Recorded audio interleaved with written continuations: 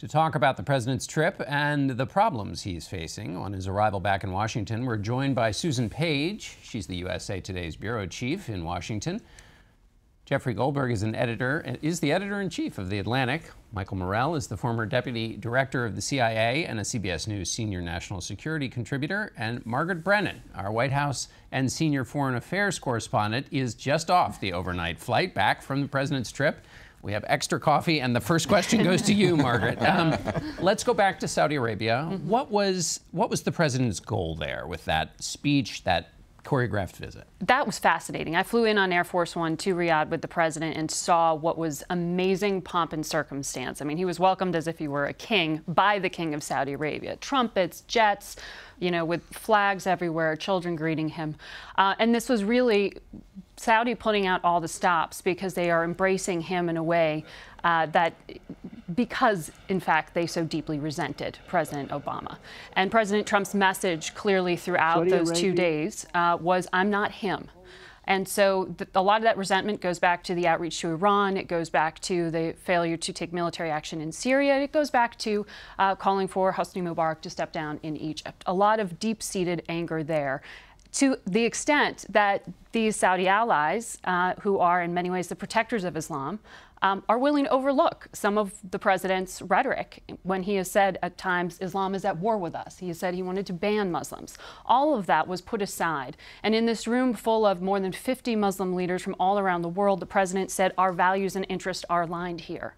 We see Iran as our enemy. We are with you on that, and you need to help us win this war on terror. And it contrasts so deeply with what President Obama did back in 2009 with his outreach to the Muslim world in Cairo, where he reached out to young people. President Trump reached out to the leaders. Right. And Mike, what do you make of that strategic shift, that whole focus now on Iran based on this strategy? So I think it's positive. I think he accomplished something on this part of the trip. He reassured Saudi Arabia and the Sunni Arab allies there that we will have their back on Iran, which they see as an existential threat to them. They didn't believe that President Obama had their back. They now believe President Trump does. That's a huge change. That's positive for U.S. influence in the region and for our national security in the region. I think that was a success.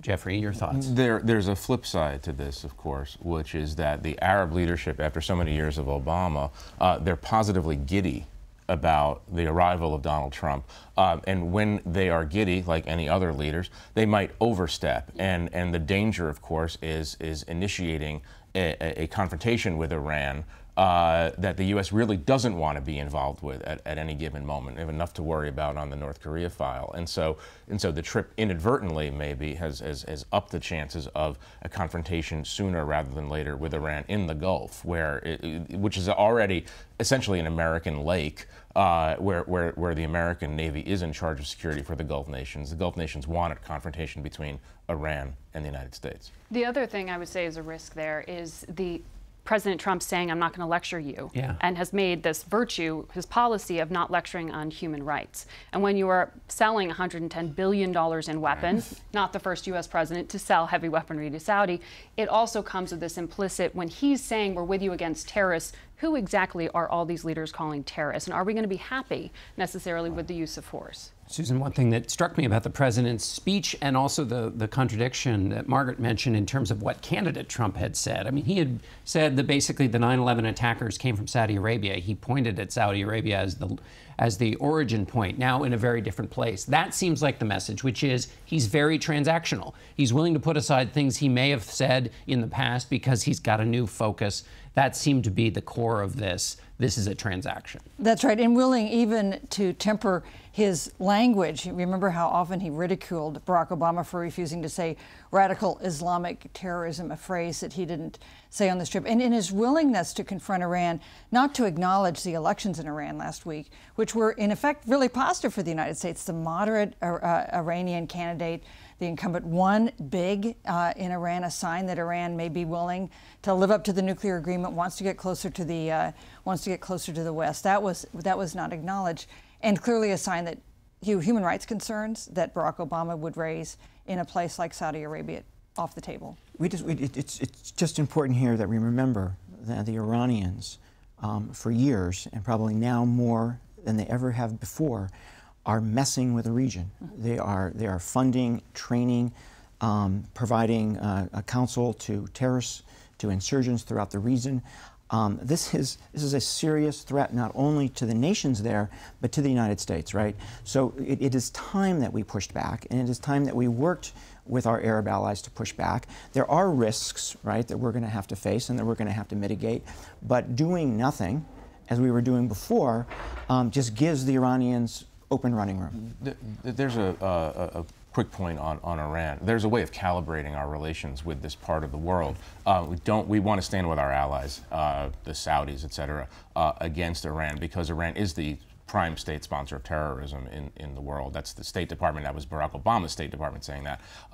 You want to do that without creating conditions for unnecessary war. We also have to recognize that that election was a reality TV show version of an election. The people who were running were picked by the unelected supreme leader of Iran to run. So it is maybe slightly more democratic than Saudi Arabia, but not by much. Margaret, let me ask you, let's go over to the NATO meeting. This was a much different kind of reception, yes. And the president, after not lecturing and making a point of not lecturing with the Saudis, was nevertheless had a few lessons and things he would like the NATO leaders to do. Exactly. There were protests in Brussels, a city that on the campaign trail the president called a hellhole. People were not giving him a warm reception in Europe, and I think all of the people planning this trip very well knew they wanted the president's first trip abroad to begin with a warm embrace instead of the outcry that resulted when he went to Europe. But at the NATO meeting, I think, what the president is saying is essentially a more blunt version of what Barack Obama said, and before that NATO members need to spend more on their own defense. But his mischaracterization of exactly how that funding mechanism works and his very blunt words from the podium there will also, while it may prod and get that result he wants, it may also make it politically more difficult for the leadership there, the people who are leading the democratic nations that we are aligned with militarily here, to convince their own public to stand and support the U.S. in the same way. There is a political cost to some of that. But it was notable that the president didn't really talk about Russia, which of course, countering Russian power in Europe was the premise for the foundation of NATO. Mike, one of the things that came up on this trip after the bombing in Manchester, there was this information that was leaked. How damaging was that to the information and intelligence sharing between the United States and Great Britain? So now we've had 2 leaks of intelligence information provided to the United States by our allies that has been given to others, right? This leak given to the public, and President Trump's briefing to the Russian foreign minister of the previous intelligence information. So we now have 2. We have 2 data points. Now we have a line, right? Now we have a trend. And the rest of the world is watching this. And the rest of the world provides us intelligence information. And if they have a concern that we're not going to be able to protect that, they're going to be careful in what they provide. In fact, they'll hold back their most sensitive information. So this is very damaging, right? But they're also dependent on our intelligence, though, to a great degree, isn't it? It's a two-way street. It's a two-way street. It's a two-way street, but they will hold back, I guarantee you. Absolutely. This is damaging, right? And there's 2 aspects of it. One is a president who apparently didn't know what he was doing, right? Wasn't careful, wasn't properly briefed, whatever. In the Oval Office. In the Oval Office, and then a leak, right, from law enforcement or intelligence or somebody in the White House, right? There is a leak that caused the second damage, and the president is absolutely right. These leaks, which have grown in number, I mean, it's always been a problem, but they are bigger now than they've ever been before in number, is a very serious problem. Susan, let's look at the trip in its totality before we come back home. It was a nice break for the president because things were going, it was a pretty tough 10 days before this trip. Now he faces them. Put the trip in context with the rest of the Trump presidency. People in the White House say it was the most effective, best 9 days he's ever put together in a row. And it was in part because he was able to change the conversation from the conversation that he left in Washington and the conversation that he comes back to. It was during the flight over when Margaret was on Air Force One that the story broke that he had called FBI Director Comey a nut job and said that he was relieved by some of the pressure on him from the Russia investigation had been relieved by firing him. And when he came back, the first question he got when he got off the plane was about the source stories about Jared Kushner trying to establish a back-channel communications with Russia. So this was an opportunity to change the conversation. There, he didn't change the conversation. He's back now and seems to have a buffer on his Twitter stream. Went from not tweeting to having about 10 launched this morning. Jeffrey, why not create a back channel to the Russians? We have common interests in Syria. Jared Kushner, why isn't that just kind of what you do when you're... You know, sometimes thinking outside the box is overrated when you're actually dealing with your adversaries. The idea of going to the Russian embassy to establish a channel that's outside the realm of the American national security apparatus for a transition official is... I mean, let's put it bluntly, if you put this in a satirical novel, people would say that's a little bit too much. It's a bad idea for any number of reasons. Even the Russians understood how bad an idea it was, and were probably thinking, this is not plausible. This is an attempt by the Americans to spy on us. Because remember, the Russian embassy is an intelligence base of operations for the Russians in America, so why would you possibly do that? Also, there's an assumption that this was meant to talk about Syria. That's their assertion. I don't know what the purpose of this outreach was, but it just seems to be a foolhardy endeavor. Mike, the administration officials are saying, look, this was an attempt to get around kind of the clotted normal relationships, have a conversation with the Russians. Planes are flying at the same time in Syria. Maybe we can work something out so we're not bumping into each other. So I didn't see this as an attempt to open a back channel. I think that's a misnomer. It was an attempt to open a front channel. It was an attempt to have Mike Flynn talk regularly to the Russian ambassador.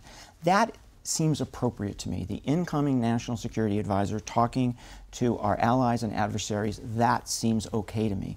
What's strange here is why ask for the secrecy? Why ask for the security of using their communications? What are you trying to hide?